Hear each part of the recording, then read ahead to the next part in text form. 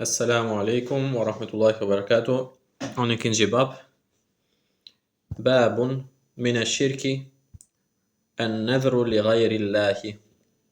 Şirkin bir türünü de Allah'tan başkası adına adakta bulunmak olduğu babı. Li kavlihi, onun şu sözü hakkında. Yufune bin nezri. İşte adaklarını yerine getirirler. Ve kavlihi, ve onun bu sözü. Ve ma enfaktum min nefakatin ev nazartum min nezrin fe innallâhe ya'lemu. Yaptığınız her harcamayı, her nafakayı ve adadığınız her ada muhakkak Allah bilir. Ve fis sahihi, ve sahihinde an Aişe'den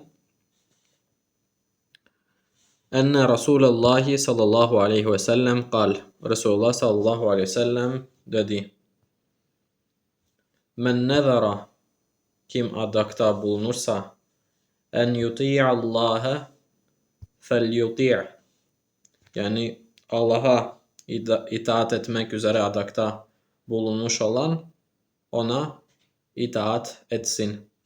Ve men nezara, ve kim adakta bulunursa en ya'siyallaha fela ya'sih, ve Allah'a isyan için adakta bulunmuş olan da ona isyan etmesin. Asa ya'si fiili ma'siye mesela buradan gelir. Esselamu Aleyküm ve Rahmetullahi ve Berekatuhu.